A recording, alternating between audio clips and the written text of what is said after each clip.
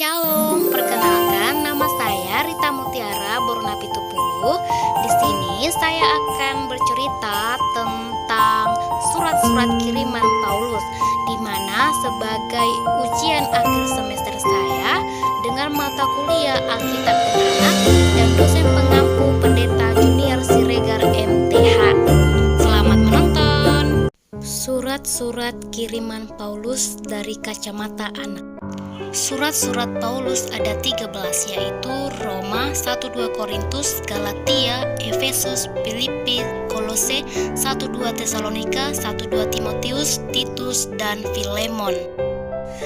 Baik adik-adik, sebelum kakak bercerita tentang topik kita, yaitu surat-surat kiriman Paulus, terlebih dahulu kakak akan menjelaskan atau memaparkan siapa itu sebenarnya Paulus.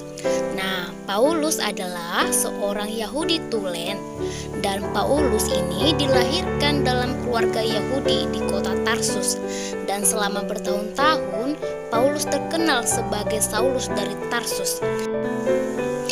Dan menurut pengakuannya sendiri, dia seorang Farisi dan demikian juga ayahnya.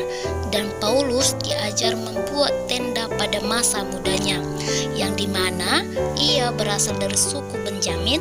Dan menurut sejarahnya, suku Benyamin itu orang-orang yang berjiwa pejuang.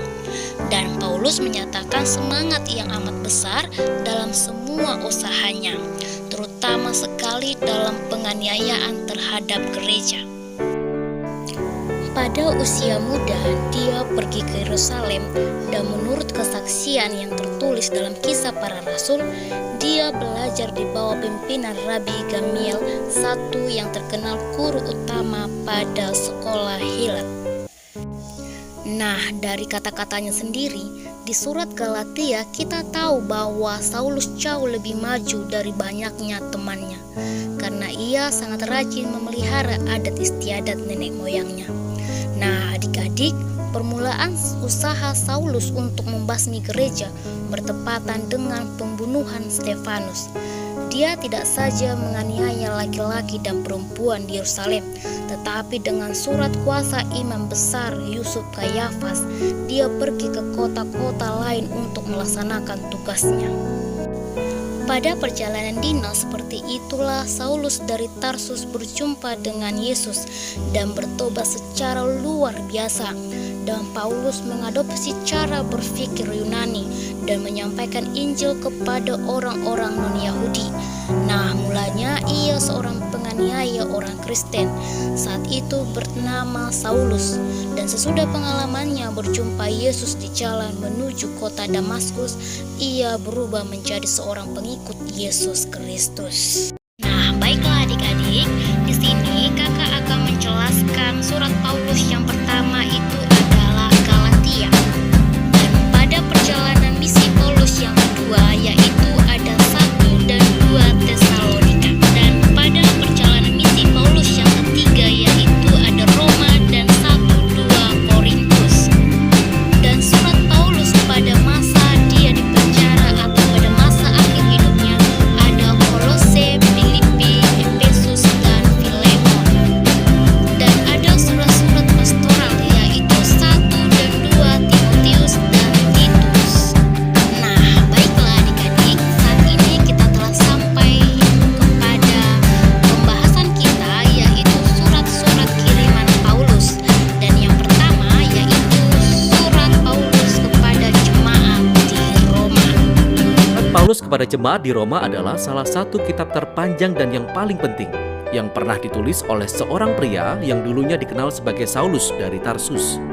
Dulunya dia adalah rabi Yahudi yang termasuk dalam kumpulan orang-orang Farisi, dan dia sangat antusias dan taat terhadap Taurat Musa dan tradisi Israel, dan dia melihat Yesus dan para pengikutnya sebagai ancaman. Tapi kemudian dia mengalami perjumpaan yang radikal dengan Yesus yang telah bangkit, yang menugaskan dia sebagai seorang rasul, seperti utusan resmi kepada dunia orang-orang non-Yahudi yang disebut bangsa-bangsa lain di Alkitab. Jadi kita sekarang mulai menggunakan nama Romawinya, Paulus. Dia mengadakan perjalanan di seluruh kerajaan Roma pada masa itu untuk memberitakan tentang Raja Yesus yang telah bangkit. dan kemudian membentuk para pengikutnya menjadi komunitas-komunitas baru yang disebut gereja. Dan sesekali, Paulus menulis surat kepada komunitas-komunitas Yesus yang baru ini untuk membantu mereka menumbuhkan iman mereka atau menjawab berbagai pertanyaan. Dan kitab Roma adalah salah satu dari surat-surat tersebut. Sebenarnya ini ditulis cukup lama sejak ia memulai karirnya. Nah, dari kitab Kisah Para Rasul, kita sudah tahu bahwa gereja di Roma telah ada selama beberapa waktu, beranggotakan pengikut Yesus dari bangsa Yahudi dan non-Yahudi. Namun pada suatu saat, Kaisar Romawi Claudius mengusir orang Yahudi dari Roma. Dan sekitar 5 tahun kemudian, orang-orang Yahudi ini, termasuk yang mengikut Yesus, diizinkan untuk kembali. Dan ketika mereka kembali, mereka mendapati gereja yang telah menjadi sangat non-Yahudi, baik dalam kebiasaan maupun prakteknya, sehingga ini menimbulkan banyak ketegangan. Maka pada masa Paulus, gereja Roma terpecah. Orang-orang tidak setuju tentang cara mengikut Yesus. Mereka memperdebatkan tentang apakah orang Kristen non-Yahudi harus merayakan Sabat atau makan makanan halal atau disunat. Jadi Paulus menulis surat ini untuk mencapai beberapa hal. Dia ingin gereja yang terpecah ini dipersatukan kembali. Dan tujuan praktisnya adalah dia berharap agar gereja di Roma dapat menjadi landasan bagi misinya untuk melangkah lebih jauh ke barat sampai ke Spanyol. Dan keadaan inilah yang memotivasi Paulus untuk menuliskan penjelasan lengkapnya tentang Injil dan kabar baik yang ia beritakan mengenai kehidupan, kematian, dan kebangkitan Yesus. Surat ini dirancang menjadi 4 bagian utama, namun menyatu menjadi sebuah penjabaran Injil yang mengalir panjang.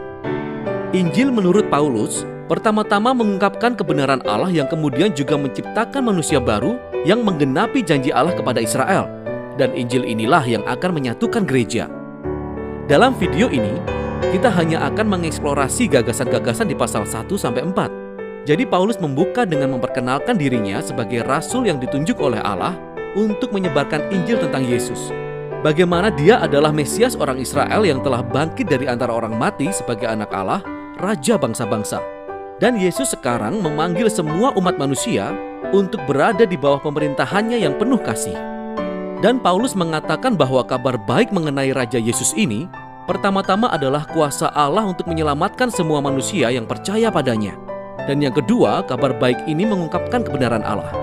Nah, kebenaran adalah sebuah kata perjanjian lama yang kaya bagi Paulus. Kata-kata ini menggambarkan karakter Allah yang mana dia selalu menerapkan keadilan, yaitu tentang apa yang benar dan apa yang baik, juga bahwa dia setia dan adil untuk menggenapi janji-janjinya. Dan Paulus mengatakan bahwa kisah Yesus menunjukkan bagaimana Tuhan telah melakukan kedua hal ini. Bagaimana? Pertama-tama, kita melihat Kejadian pasal 3 hingga 11 yang diceritakan kembali secara kreatif oleh Paulus. Dia menunjukkan bagaimana seluruh dunia non-Yahudi, semua bangsa, telah terjebak dalam pusaran dosa dan keegoisan. Hati dan pikiran manusia telah rusak, kata Paulus. Kita telah berbalik dari Tuhan untuk menyembah berhala, yang artinya berusaha menemukan makna tertinggi dalam hal-hal yang diciptakan dan kemudian memberikan kesetiaan tertinggi kepada hal-hal yang bukan Tuhan. Hal ini menyebabkan penyimpangan kemanusiaan kita dan perilaku yang merusak. Sehingga yang tertinggal adalah manusia yang dinyatakan bersalah, yang dituntut di hadapan Tuhan yang adil dan benar. Yang mengenai hal ini orang Israel mungkin berkata, "Ya, ini adalah hal yang baik bahwa Allah memilih umat kami dari antara bangsa-bangsa. Dia menyelamatkan kami dari perbudakan Mesir, memberikan kami hukum Taurat seperti hari Sabat dan makanan halal dan sunat. Dan ini semua menunjukkan bagaimana kami harus hidup sebagai umat Allah yang kudus." Tapi Paulus berkata, tidak secepat itu. Dia mengingatkan alur cerita Taurat dan kisah perjanjian lama lainnya yang menunjukkan bahwa Israel hanyalah orang berdosa dan penyembah berhala dan rusak secara moral sama seperti manusia lainnya. Orang Israel sebenarnya lebih bersalah dari orang non-Yahudi, kata Paulus, karena mereka punya hukum Taurat. Seharusnya mereka lebih tahu. Dan Paulus menyimpulkan, semua umat manusia non-Yahudi, orang Israel, terjebak tanpa harapan dan bersalah di hadapan Tuhan. Tetapi ini bukanlah akhirnya. Kabar baik tentang Yesus adalah tanggapan Tuhan. Daripada menyimpan kesalahan manusia, Yesus datang sebagai Mesias orang Israel untuk mati menggantikan semua orang sebagai korban atas dosa-dosa. Sebagai pengganti kita, Yesus menanggung semua ganjaran yang setimpal dari penderitaan, dosa, dan kematian yang telah kita sebabkan di dunia ini. Dan dia mengalahkan semuanya dengan kebangkitannya atas maut. Hidup kebangkitannya yang baru inilah yang kini ia sediakan bagi yang lain. Yesus telah menjadi diri kita supaya kita bisa menjadi seperti dirinya. Dan Paulus berkata bahwa semua ini adalah cara Tuhan membenarkan orang-orang yang percaya atau beriman kepada Yesus. Nah, pembenaran adalah istilah perjanjian lama lainnya yang kaya menurut Paulus. Dan ini berhubungan dengan kebenaran Allah. Secara harfiah, ini berarti dinyatakan benar. Oleh karena apa yang dilakukan Yesus sebagai ganti kita, maka kita diberi status yang baru di hadapan Allah. Sebagai ganti atas kesalahan kita, Allah menyatakan orang tersebut ada dalam hubungan yang benar dengannya dan diampuni. Pembenaran menghasilkan sebuah keluarga baru. Orang-orang yang percaya kepada Yesus diberikan tempat di antara umat perjanjian Allah. Pembenaran juga menghasilkan masa depan yang baru yang memulai perjalanan hidup yang diubahkan oleh kemurahan Allah. Jadi, semua hal mengenai pembenaran ini adalah karunia Tuhan bagi mereka yang melalui imannya ada di dalam Kristus. Dan ini membawa Paulus ke pasal 4 untuk menggali implikasi-implikasi besar yang dimiliki semua hal ini bagi orang-orang yang dapat menjadi bagian keluarga perjanjian Allah. Dia kembali ke kisah Abraham di Kejadian pasal 15. Sebelum hukum Taurat diberikan kepada orang Israel, Abraham telah dibenarkan atau dinyatakan benar di hadapan Tuhan. Bagaimana caranya? Allah berjanji bahwa Abraham akan menjadi bapa dari keluarga multi etnis yang besar yang akan menerima berkat Allah. Tapi dia dan istrinya Sarah sudah sangat tua dan mereka tidak pernah dapat memiliki anak. Tetapi Abraham memiliki keyakinan dan kepercayaan radikal terhadap janji Allah. Maka Tuhan menyatakan dia sebagai orang benar. Dan Paulus berkata bahwa sekarang Abraham telah menjadi bapa dari keluarga perjanjian Allah yang baru dan ini menyebar sampai ke seluruh dunia. Keluarga ini terdiri dari orang Yahudi dan non-Yahudi yang memiliki iman dan percaya yang sama terhadap dia, yang menggenapi janji Tuhan kepada Abraham, Yesus Sang Mesias. Jadi mari kita berhenti sejenak dan meringkas gagasan utama Paulus dari pasal 1 hingga 4, karena ini merupakan dasar untuk memahami keseluruhan surat ini. Semua manusia telah terjebak tanpa harapan dalam dosa dan perlu diselamatkan. Akan tetapi, penyelamatan ini tidak akan terjadi dengan orang-orang mencoba menaati hukum Taurat, melainkan karakter Allah yang benar telah menggerakkan dia untuk menyelamatkan dunia ini melalui kematian dan kebangkitan Yesus. Sehingga dia dapat menciptakan keluarga Abraham yang multi etnis ini berdasarkan iman menjadi umat perjanjian baru kepunyaannya. Setelah ini Paulus akan melanjutkan dengan menunjukkan bagaimana keluarga baru ini menjadi bagian dari sesuatu yang jauh lebih besar, yang membawa mereka kepada cara hidup bersama yang sama sekali baru. Adik-adik, sekarang kita masuk kepada surat Paulus yang pertama kepada jemaat di Korintus. Surat Paulus yang pertama untuk jemaat di Korintus ditulis untuk sebuah komunitas gereja yang sangat Paulus kenal. Korintus adalah sebuah kota pelabuhan utama pada zaman kuno dan memiliki banyak kuil untuk dewa-dewa orang Yunani dan Romawi. Korintus merupakan sebuah pusat ekonomi besar sehingga secara strategis Paulus datang ke tempat ini sebagai seorang misionaris. Dia menghabiskan 1,5 tahun untuk mengenal orang-orang di sana, menyampaikan tentang Yesus kepada mereka sehingga banyak sekali orang menjadi pengikut Yesus dan membentuk sebuah komunitas gereja. Kita bisa membaca kisah ini di Kisah Para Rasul pasal 18. Nah, beberapa waktu kemudian, Paulus pindah untuk memulai gereja-gereja baru di kota-kota lain.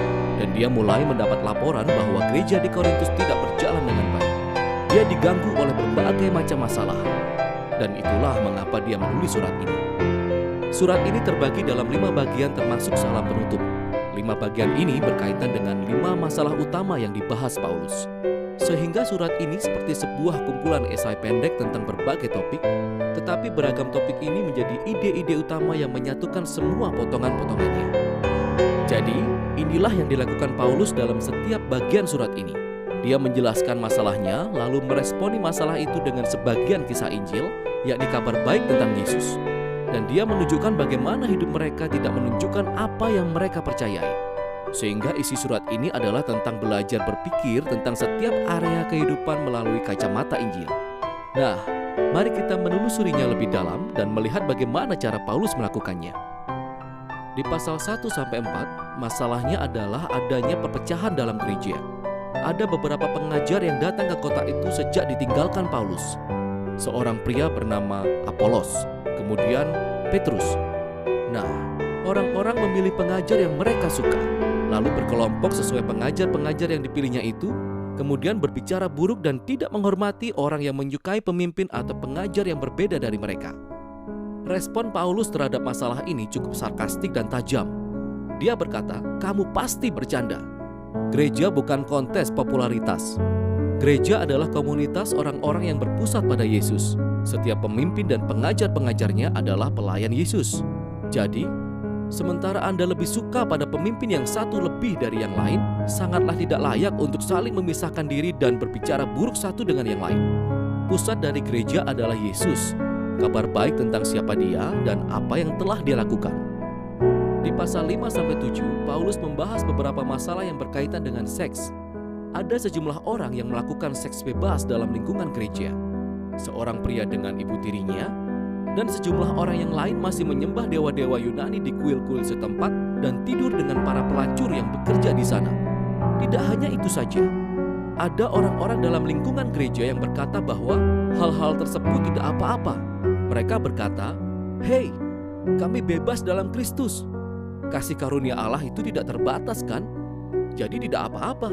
Dan Paulus berkata, itu tidak benar. Dengan Injil di tangannya, dia menunjukkan betapa salahnya pemikiran seperti ini. Paulus berkata, "Ingatlah pertama-tama Yesus mati untuk dosa-dosa Anda, termasuk kehancuran hubungan yang rusak yang disebabkan oleh penyimpangan seksual. Sehingga, jika Anda adalah orang Kristen, integritas seksual adalah salah satu dari cara-cara utama bagaimana Anda meresponi kasih karunia Yesus." Paulus juga mengingatkan mereka bahwa sama seperti Yesus dibangkitkan secara fisik dari kematian, demikian pula tubuh kita akan dibangkitkan dari kematian.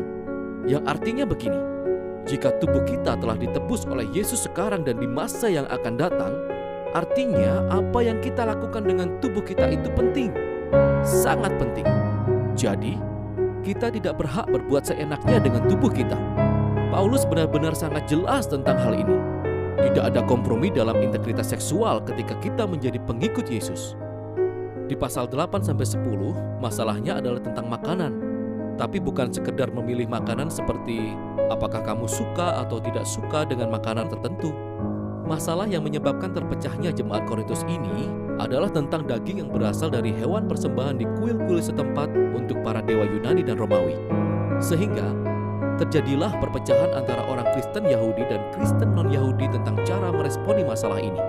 Dan sekali lagi, Paulus membandingkan hal ini dengan beberapa gagasan inti dari Injil. Dia berkata bahwa kesetiaan kita yang pertama dan terutama adalah kepada Yesus sebagai Tuhan, bukan kepada dewa-dewa lain.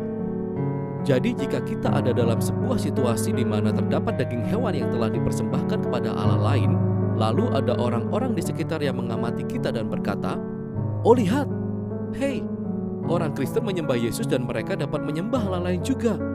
Paulus berkata jika situasi seperti ini terjadi, jangan makan daging itu. Kesetiaan kita adalah kepada Yesus, dan kita harus mengasihi orang-orang tersebut lebih dari diri kita sendiri dan tidak menyesatkan mereka.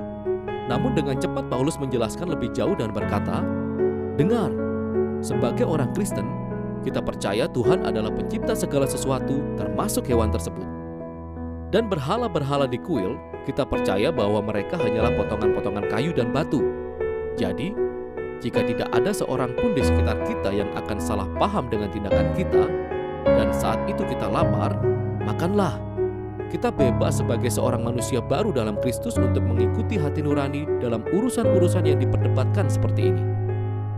Jadi apa yang membuat kita boleh makan dalam situasi ini, tapi tidak boleh dalam situasi yang lain? Prinsip utamanya adalah kasih. Kasih akan menyangkali dirinya sendiri dan mencari kesejahteraan untuk orang lain. Dan kasih Allah adalah inti dari Injil. Itulah yang Yesus lakukan ketika Dia mati untuk kita, sehingga Paulus berkata, itulah yang seharusnya dilakukan orang Kristen bagi orang lain. Di pasal 11-14, Paulus melanjutkan membahas masalah dalam pertemuan ibadah mingguan. Ada beberapa orang yang memiliki pengalaman rohani yang luar biasa dalam pertemuan ini, dan mereka mulai berdoa dengan nyaring dalam bahasa-bahasa asing. Ada juga beberapa orang yang mulai menyampaikan pengajaran atau kata-kata dari Tuhan. Kemudian seseorang yang lain akan berdiri dan menyela karena mereka pun ingin menyampaikan sesuatu. Hal itu sangat kacau balau dan mengganggu. terutama bagi pengunjung yang ingin mendengarkan Injil. Sehingga dalam pasal-pasal ini, Paulus menolong mereka berpikir. Pertama-tama, tentang tujuan dari pertemuan ini, yakni menolong mereka melihat bagaimana perilaku yang tepat. Dia berkata bahwa pertemuan adalah sebuah tempat di mana Roh Allah seharusnya bekerja melalui semua orang dan hendaknya terjadi dalam sebuah kesatuan. Sehingga dia memakai perumpamaan keren ini, yaitu gereja ibarat tubuh manusia. Satu, tapi memiliki bagian-bagian yang berbeda, dan setiap bagian memiliki tugas yang unik dan penting. Lalu dia melanjutkan dengan menyebutkan banyak hal yang dilakukan Roh Kudus melalui orang-orang yang berbeda. Semuanya untuk membangun gereja. Itulah kata kunci dalam pasal-pasal ini. Dan Paulus menyimpulkan bahwa nilai tertinggi dalam pertemuan seharusnya adalah konsep pokok dari Injil, yaitu kasih Allah. Kasih adalah kata kunci dalam pasal-pasal ini juga. Kasih akan mendorong setiap orang dalam pertemuan untuk menggunakan peran mereka untuk melayani dan mencari kesejahteraan bagi orang lain. Jadi, Paulus menerapkan semua hal ini untuk semua masalah jemaat Korintus. Beberapa orang berpikir bahwa tujuan dari pertemuan itu adalah untuk memiliki pengalaman rohani yang hebat atau untuk mendapat kesempatan untuk menyampaikan pemikiran mereka. Sehingga Paulus berkata, "Dengar, aku adalah penggemar berat pengalaman-pengalaman doa yang hebat, namun jika itu mengganggu orang lain atau membuat mereka takut, aku harus berhenti. Karena itu artinya, aku lebih mengasihi diriku sendiri daripada orang lain." Berkumpul dalam nama Yesus harus teratur, sehingga semua orang bisa belajar, bernyanyi, menyembah, dan mendengar Tuhan berbicara kepada mereka. Masalah terakhir yang dibahas Paulus adalah masalah tentang kebangkitan Yesus dan harapan masa depan dari para pengikut Yesus. Ada beberapa orang di gereja yang berkata bahwa ide tentang kebangkitan adalah konyol dan tidak terlalu penting untuk menjadi seorang Kristen. Paulus memberikan reaksi kerasnya kali ini. Dia mulai dengan berkata bahwa kebangkitan adalah hal yang mutlak dari Injil. Kita percaya hal itu karena ratusan saksi mata melihat Yesus hidup dalam tubuh jasmaninya setelah dieksekusi di depan umum oleh tentara Romawi. Jika Yesus tidak bangkit dari kematian, Paulus berkata, maka kematian Yesus adalah sia-sia.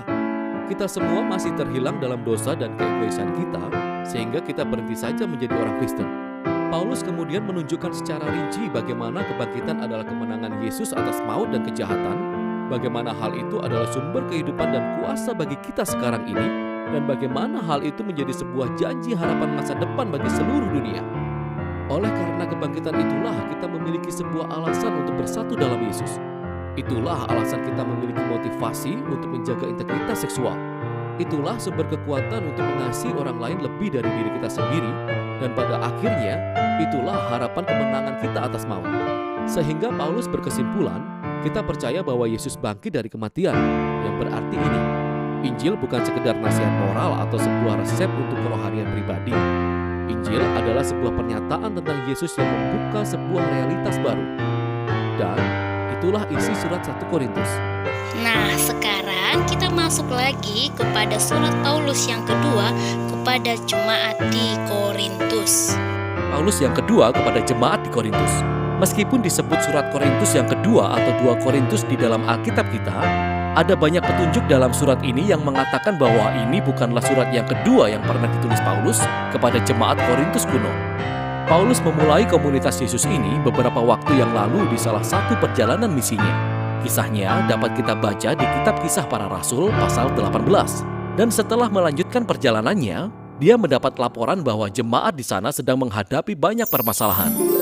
Sehingga dia menulis surat yang kita sebut 1 Korintus untuk mengatasi masalah-masalah ini. Dan tampaknya banyak anggota jemaat yang menolak pengajaran Paulus dalam surat itu dan memberontak melawan otoritasnya. Dan juga dalam surat ini kita pelajari bahwa Paulus menindaklanjuti hal ini secara pribadi yang dia sebut sebagai kunjungan yang menyakitkan. Dan setelah itu dia mengirim sebuah surat yang dia katakan ditulis dengan kepedihan dan air mata. Setelah semua tindakan ini, kebanyakan tapi tidak semua, jemaat Korintus menyadari kesombongan mereka dan mereka meminta maaf kepada Paulus. Mereka ingin berdamai. Jadi Paulus menulis surat ini untuk meyakinkan mereka akan kasih dan komitmennya. Surat ini dirancang dengan 3 bagian utama di mana masing-masing bagian membahas topik yang berbeda. Jadi pertama-tama, Paulus menyelesaikan rekonsiliasinya dengan jemaat Korintus. Kemudian di pasal 8 dan 9, dia membahas topik mengenai kemurahan hati yang terlupakan. Dan di pasal-pasal terakhir, Paulus menantang jemaat Korintus lainnya yang masih menolaknya. Mari kita telusuri lebih lanjut dan kita lihat bagaimana semua topik dijabarkan.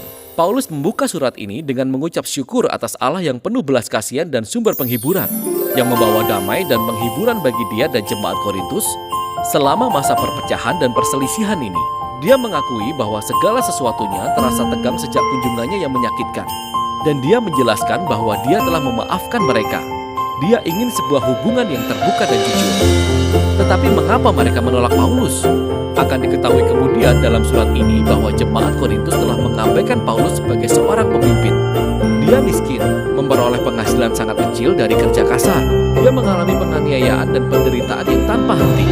Seringkali dia tidak memiliki rumah dan di atas semuanya itu, dia tidak pandai bicara di depan umum. Sehingga ketika jemaat Korintus diperkenalkan kepada pemimpin Kristen lainnya yang lebih mengagumkan dan lebih kaya, mereka mulai kurang menganggap Paulus. Mereka sebenarnya malu terhadap dia. Pertama-tama, Paulus meresponinya dengan menunjukkan bahwa penyanjungan mereka terhadap para pemimpin ini hanya karena kekayaan dan kefasihan mereka, merupakan sebuah pengkhianatan terhadap Yesus. Hal itu menunjukkan sistem nilai yang benar-benar rusak. Kepemimpinan Kristen yang sejati, kata Paulus, bukanlah menyangkut status atau promosi diri.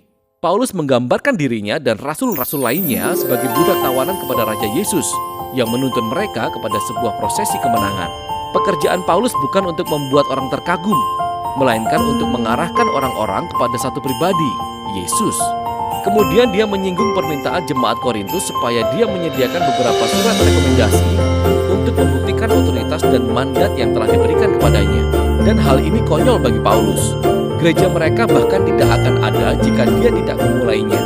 Sehingga dia berkata bahwa mereka adalah bukti dari kepemimpinannya yang sejati. Mereka lah surat rekomendasinya. Dia dengan cerdik mengutip perkataan Nabi Yeremia dan Yehezkiel bahwa Roh Allah telah menuliskan surat rekomendasinya di dalam hati mereka sebagai umat perjanjian barunya. Jemaat Korintus seharusnya tidak membutuhkan bukti yang lebih dari itu. Sekarang, penyebutan perjanjian baru ini membuat Paulus membahas perbandingan antara perjanjian lama antara Allah dan Israel melalui Musa dan perjanjian baru antara Allah dan jemaat Korintus melalui Yesus di dalam Roh. Perjanjian lama yang diadakan di Gunung Sinai sungguh mulia sehingga membuat Musa sendiri bersinar dengan kemuliaan Allah. Namun kemuliaan itu akhirnya pudar, belum lagi fakta bahwa hukum perjanjian itu tidak efektif untuk mengubah bangsa Israel. Tetapi perjanjian yang baru bedanya adalah bahkan lebih mulia lagi. Karena Yesus yang telah bangkit adalah kemuliaan Allah, dan dia hidup selama-lamanya, dan Roh-Nya lah yang sekarang mengubahkan orang menjadi lebih setia dan adil seperti Yesus. Nah, semua ini kedengarannya menakjubkan. Maksud saya, siapa yang tidak mau berada dalam kemuliaan Tuhan? Tetapi Paulus melanjutkan dengan menunjukkan bagaimana paradoks salib memutarbalikkan pandangan jemaat Korintus tentang kemuliaan dan kesuksesan. Bukankah kemuliaan Yesus sebagai Raja datang melalui penderitaan, penyaliban, dan kematiannya? Di kayu salib, Yesus menyatakan keselamatan dari Allah. Dia mati bagi dosa-dosa dunia untuk mendamaikan manusia dengan Allah. Tetapi salib mengerjakan yang lebih lagi. Salib mengungkapkan karakter Allah. Dia adalah kasih yang menderita dengan memberi diri sepenuhnya demi kesejahteraan orang lain. Salib juga mengungkapkan cara hidup salib yang baru. Dan tujuan Paulus adalah hidup dan pelayanannya meniru salib. Sehingga meskipun karir kerasulannya telah ditandai dengan kerendahan hati, menderita kemiskinan, semuanya itu hanyalah untuk melayani jemaat Korintus. Jadi ketika mereka mencela kemiskinan dan penderitaan Paulus, mereka juga mencela Yesus. Cara hidup dan kepemimpinan Paulus sebenarnya merupakan bukti bahwa dia sejatinya mewakili Yesus yang disalibkan dan telah bangkit. Paulus sangat ingin berdamai dengan jemaat Korintus, namun dia tidak akan berhenti menasihati sampai mereka benar-benar diubahkan dan menghayati paradoks salib yang membalikkan keadaan. Setelah seruan yang penuh perasaan ini, Paulus melanjutkan dengan menjelaskan topik kemurahan hati yang terlupakan. Jadi orang Kristen Yahudi yang ada di Yerusalem, mereka jatuh miskin oleh karena bencana kelaparan. Dan Paulus menggalang dana di antara gereja-gereja baru yang dimulainya, yang pengikutnya kebanyakan orang Yahudi. Mereka semua ingin mengirimkan dana bantuan sebagai simbol kesatuan mereka di dalam Yesus Sang Mesias. Dan begitu banyak gereja yang senang untuk memberi. Tetapi jemaat Korintus di tengah-tengah semua konflik dengan Paulus ini belum pernah mengumpulkan pemberian. Bagi Paulus, ini bukan hanya tentang uang. Ini menjadi pertanda lainnya bahwa jemaat Korintus belum diubahkan oleh Injil tentang Yesus. Yakni inti pemberitaannya adalah kisah tentang kemurahan hati. Paulus berkata, karena kamu telah mengenal kasih karunia Tuhan kita Yesus Kristus, bahwa Ia yang oleh karena kamu menjadi miskin sekalipun Ia kaya, supaya kamu menjadi kaya oleh karena kemiskinannya. Dia menceritakan kisah Injil melalui metafora keuangan. Yesus menyerahkan kemuliaannya atau kekayaannya dan merendahkan dirinya sendiri untuk mati seperti budak yang malang, sehingga orang lain yang miskin karena dosa dan kematian dapat dimuliakan dan menjadi kaya melalui kekayaan kemurahan Allah. Menjadi seorang Kristen adalah mengizinkan kisah ini meresap jauh ke dalam pikiran dan hati kita. Mengizinkannya mengubah kita menjadi seseorang yang lebih murah hati, lebih bersedia untuk berbagi hidup dan sumber daya untuk menolong orang lain. Di bagian akhir surat, Paulus berfokus pada sumber utama konfliknya dengan jemaat Korintus. Kelompok pemimpin hebat itu yang dengan sarkastik dia sebut para rasul super. Jadi mereka datang ke Korintus mempromosikan diri mereka sendiri dan berbicara buruk tentang Paulus sebagai pemimpin malang yang tidak berhasil. Dan dengan resiko terdengar seperti promosi diri, Paulus berkata, apakah orang-orang ini benar-benar ingin membandingkan mandat? Dia sepenuhnya siap menghadapi mereka. Apakah mereka ahli Alkitab Yahudi? Ya, Paulus pun demikian. Asal kamu tahu, dia adalah orang Farisi. Dia telah menghafal seluruh isi Alkitab. Mereka ingin menyombongkan diri tentang pengetahuan superior mereka mengenai Yesus. Paulus benar-benar telah melihat dan bergaul dengan Yesus yang telah bangkit. Dia benar-benar mendapat penglihatan tentang ruang tahta surgawi Yesus. Namun yang terpenting, Paulus telah memberikan seluruh hidupnya bagi misi Yesus. Dia mengorbankan kenyamanan dan stabilitasnya dan tidak pernah meminta uang dari jemaat Korintus. Tidak seperti para rasul super yang minta bayaran mahal. Paulus bekerja untuk penghidupannya sendiri. Tetapi Paulus berkata, dia menolak untuk membanggakan pencapaian-pencapaian ini karena semua ini bukanlah hal yang sangat penting sebagai orang Kristen. Sebaliknya, dia akan membanggakan betapa cacatnya dan lemahnya dia. Karena di dalam kelemahan inilah dia menemukan kasih dan belas kasihan Yesus. Atau seperti yang pernah dikatakan Yesus kepada Paulus, cukuplah kasih karuniaku bagimu, sebab justru dalam kelemahanlah kuasaku menjadi sempurna. Paulus menyimpulkan surat itu dengan peringatan serius kepada jemaat Korintus. Mereka perlu memeriksa diri mereka sendiri. Cibiran mereka terhadap Paulus dan jalan hidupnya, cinta mereka kepada para rasul super, semuanya menunjukkan bahwa mereka tidak memahami siapa Yesus pada tingkat yang paling mendasar. Mereka tidak hidup seperti pengikut Yesus yang sudah diubahkan, sehingga dia mengundang mereka, sekali lagi, untuk merendahkan diri di hadapan kasih Yesus. 2 Korintus memberikan jendela yang sungguh unik ke dalam kehidupan Paulus dan paradoks yang ada di hadapan kita oleh salib Yesus. Salib menantang nilai-nilai kita, cara kita melihat dunia. Kita menghargai kesuksesan, pendidikan, kekayaan, namun Allah menghargai kerendahan hati dan kelemahan. Karena kasih dan kuasa-Nya telah diperkenalkan melalui penderitaan kematian dan kebangkitan Yesus. Salib juga melepaskan kekuatan transformasi dan kehadiran Roh Kudus untuk memperlengkapi para pengikut Yesus mengambil jalan hidup salib dan menjadikan itu milik mereka. Dan itulah isi surat Korintus yang kedua. Dan sekarang kita masuk lagi ke surat Paulus kepada jemaat di Galatia. Surat Galatia ini ditulis oleh Paulus dengan alasan yang tidak bisa ditangguhkan. Oleh sebab itu, Paulus telah diberitahukan bahwa jemaat di Galatia dikacaukan oleh pengajaran yang sesat dari orang-orang Yahudi. Mereka ingin mengyahudikan jemaat Kristen di setiap tempat, khususnya jemaat yang didirikan oleh Paulus. Hal ini sontak mendapatkan perlawanan keras dari Paulus. Salah satu bentuk perlawanan keras Paulus terhadap perlawanan yang mengajarkan jemaat Galatia dengan Injil yang lain itu adalah dengan mempergunakan ungkapan kata anatema terhadap mereka yang mengajarkan Injil yang lain. Dari surat Galatia dapat kita simpulkan bahwa usaha tersebut hampir berhasil. Oleh karena itu, Paulus beraksi dengan tegas, emosional, dan terus terang, tetapi juga memiliki argumen yang kuat.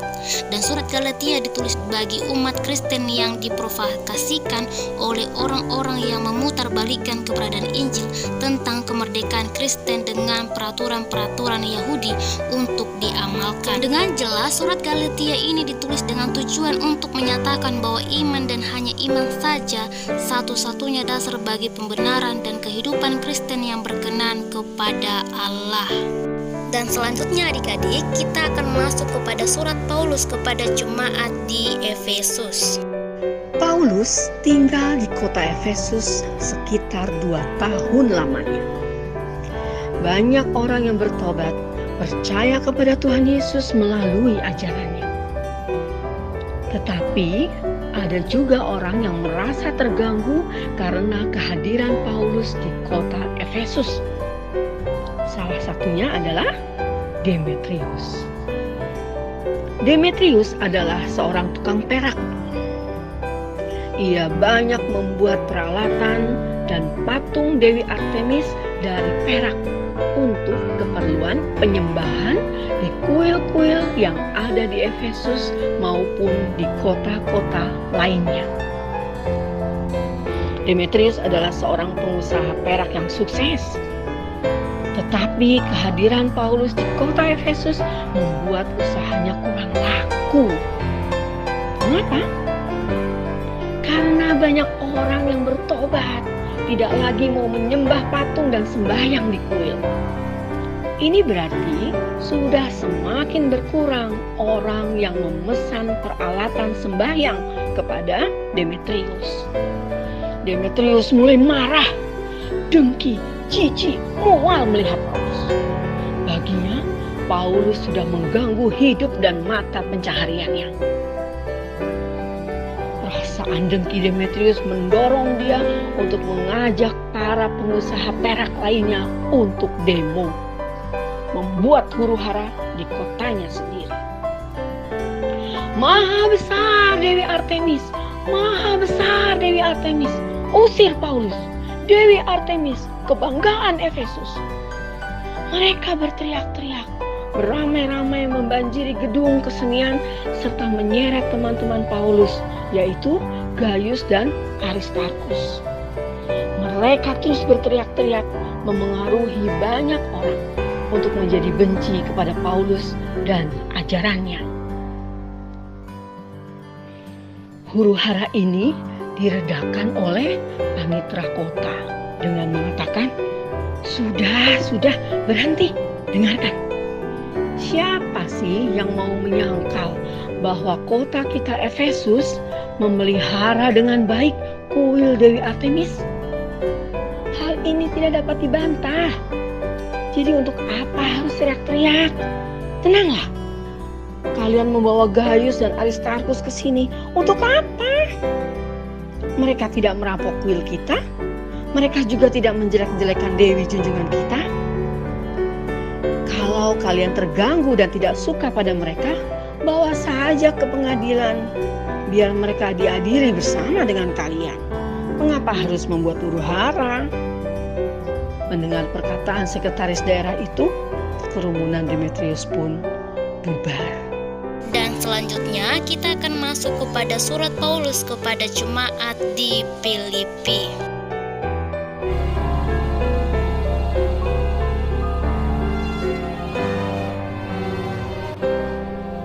Dalam perjalanan keliling dari kota ke kota, Paulus dan Silas menyampaikan keputusan-keputusan yang diambil para rasul dan para penetua di Yerusalem dengan pesan supaya jemaat-jemaat menurutinya.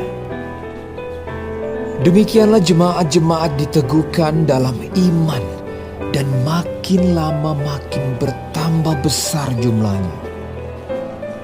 Mereka melintasi tanah Frigia dan tanah Galatia karena Roh Kudus mencegah mereka untuk memberitakan Injil di Asia. Dan setibanya di Misia, mereka mencoba masuk ke daerah Bitinia, tetapi Roh Yesus tidak mengizinkan mereka. Setelah melintasi Misia, mereka sampai di Troas.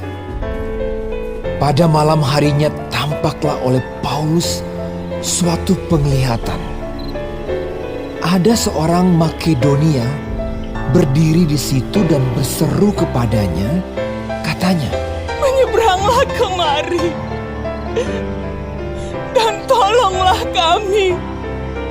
Setelah Paulus melihat penglihatan itu, segeralah kami mencari kesempatan untuk berangkat ke Makedonia. Karena dari penglihatan itu kami menarik kesimpulan bahwa Allah telah memanggil kami untuk memberitakan Injil kepada orang-orang di sana.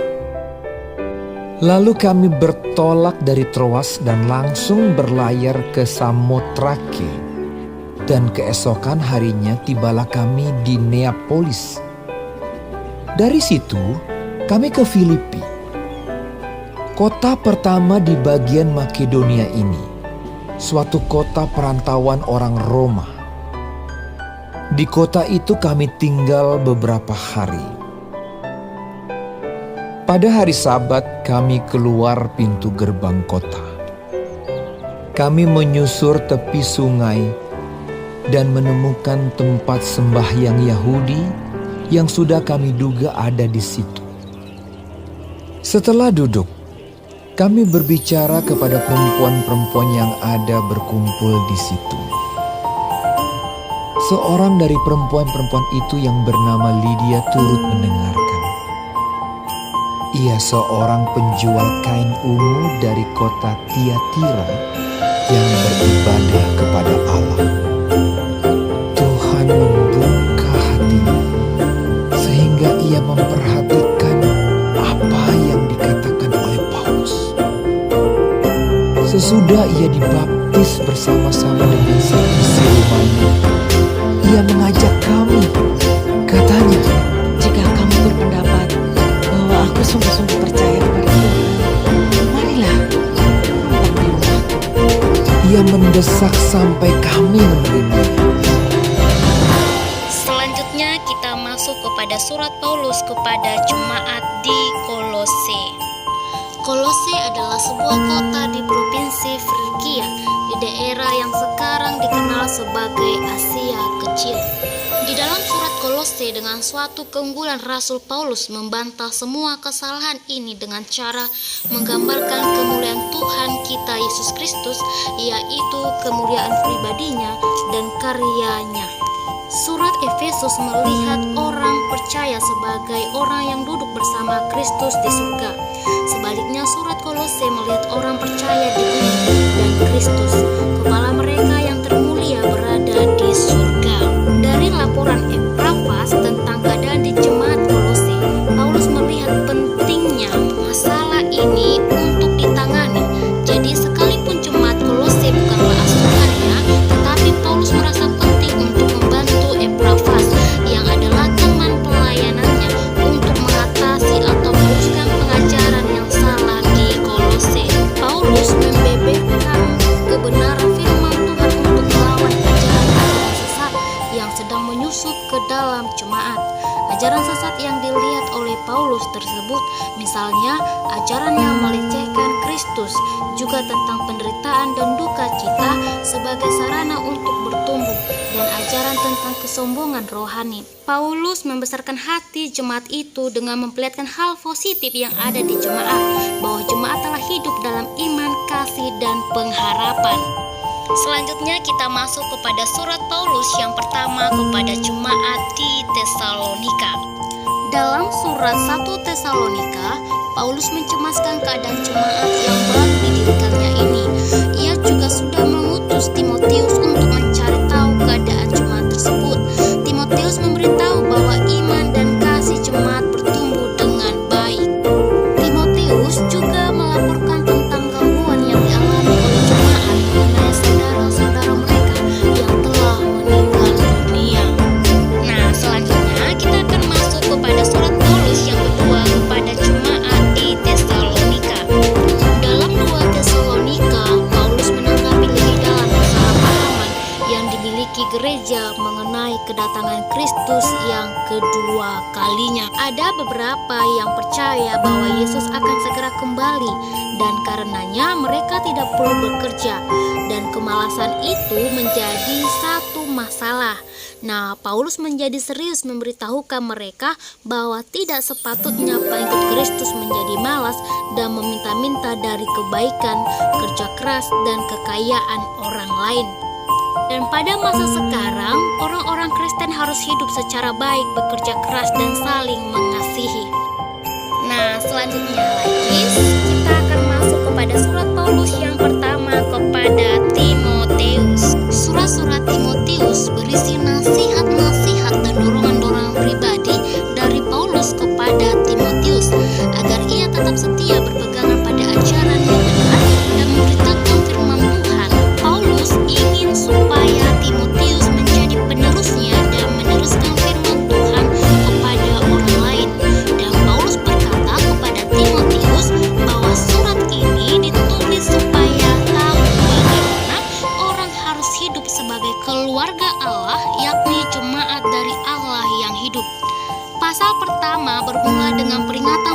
agar Timotius tidak ikut akan ajaran palsu dongeng silsilah yang tidak putus-putusnya, dan agar Timotius tidak salah memahami akan hukum Taurat atau hukum Taurat baik kalau tepat digunakan.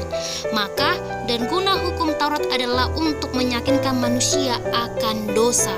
Dan di mana Paulus bersaksi sebagai orang penghujat, penganiaya, dan seorang ganas, bahkan sebagai orang yang paling berdosa, sudah diselamatkan agar dalamnya dinyatakan kasih dan kesabaran Tuhan sebagai teladan.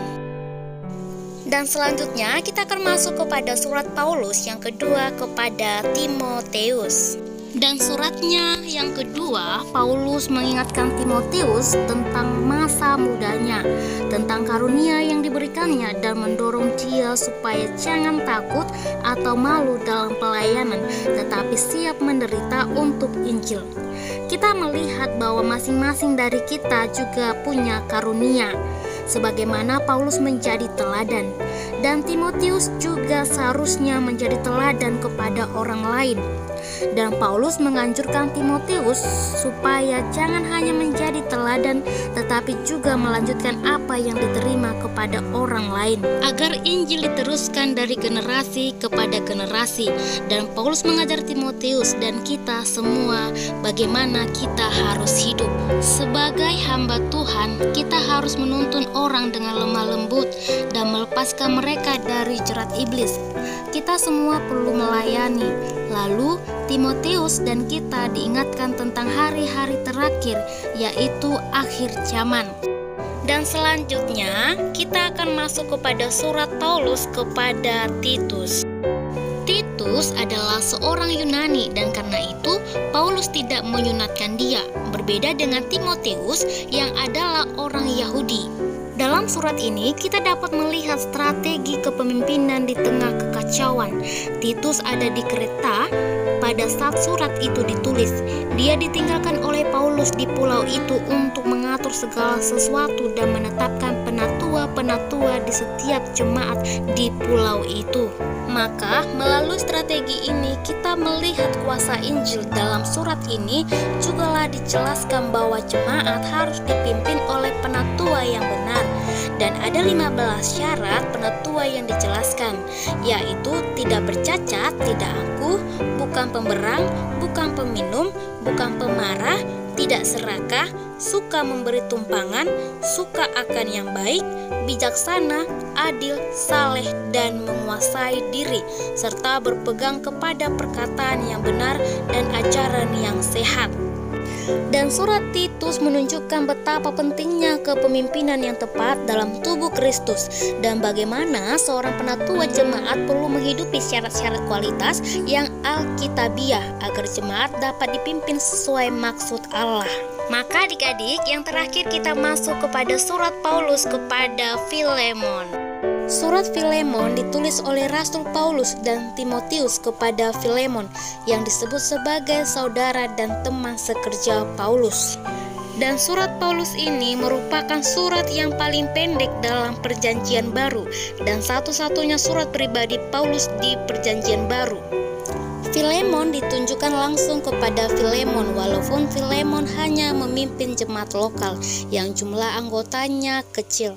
Hal itu menunjukkan bahwa keluarga merupakan sesuatu yang penting dalam peraturan jemaat dan dalam kepemimpinan jemaat. Selain itu, salah satu pesan penting dalam surat Filemon adalah mengenai Onesimus yang bersama dengan Titus menuju Kolose dengan membawa surat untuk jemaat di Kolose. Onesimus adalah mantan budak Filemon. Onesimus pernah mencuri dari Filemon dan lari dari rumahnya pada kira-kira tahun 62 Masehi. Onesimus bertemu dengan Paulus di Roma di penjara. Saat itulah Onesimus mendengar Injil dari Paulus dalam rumah sewaan. Onesimus pun bertemu dan percaya kepada Yesus Kristus, namun dia sudah mencuri dari tuannya, dan karena itu harus ada pemberesan dan restitusi.